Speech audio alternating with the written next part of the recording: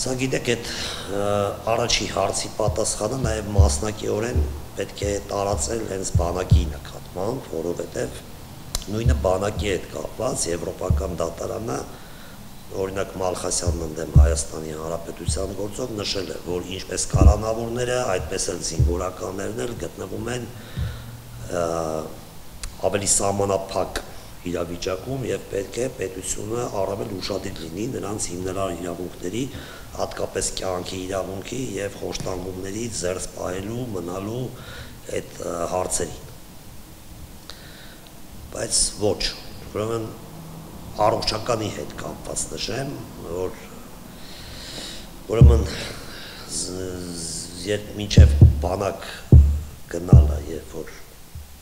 անցնում են հետազոտություններ, ունենք մի շարք դեպքեր, որոնց հետ մենք ուղղակիորեն առնչվել ենք եւ շարունակում ենք առնչվել, այդ կենտրոնական բժշկական հանձնաժողովը բացահայտորեն անտեսում է մարդու առողջականի վերաբերյալ փաստաթղթերը, ախտորոշումները եւ պարտակում է դրանք։ Այսինքն այդ փաստաթղթերը կան, դրանց գոյությունը չի ժխտվում, բայց այդ քաղաքացու առողջական վիճակի վերաբերյալ այսպես կոչված եզրակացությունների մեջ բացահայտ կեղծ տվյալներ են արձանագրում։ Կարծես թե այս փաստաթուղթը չի եղել ընդհանրապես, կամ լինում է անգամ այս աստիճանի, ոնց ասեմ, ցինիկ մոտեցում, երբ որ ախտորոշումը հստակ գրվում է ըստ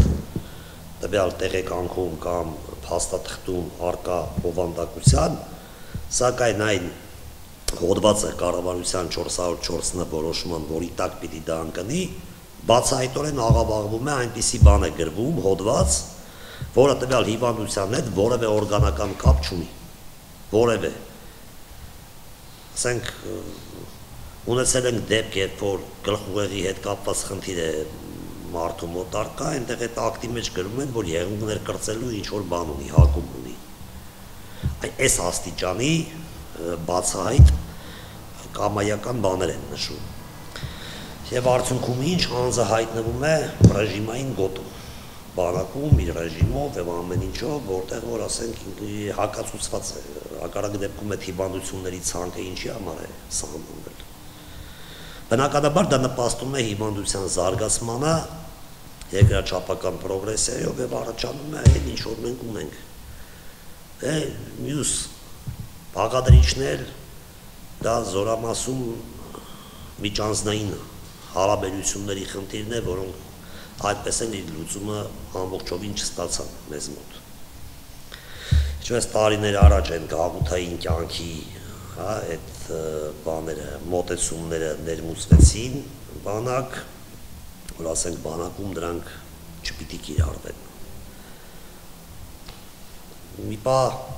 տպավորություն ստեղծվեց, որ ոնց որ թե ուզում են արմատախիլ անեն ժամանակին, ամենայն դեպս ինձ մոտ, բայց եկեք տեսեք, որ չէ, դա ամեն ինչը շարունակում է ապրել,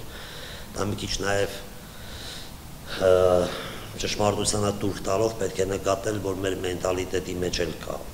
այդ ամեն ինչը դեռ ասենք փողոցից վերցված, ոնց որ ասած, այդ ամեն ինչը նպաստում է, որպեսզի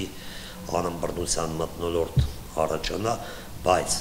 ինչքան էլ ասենք դա մարդու մեջ կա, իր էության մեջ, բա հրամանատարությունը ինչի համար է, որպեսզի ուշադիր լինի, կանխի եւ թույլ չտա նմանատիպ զարգացումներ։ Այսինքն հրամանատարությունն էլ իր դիրքերում չի գտնվում։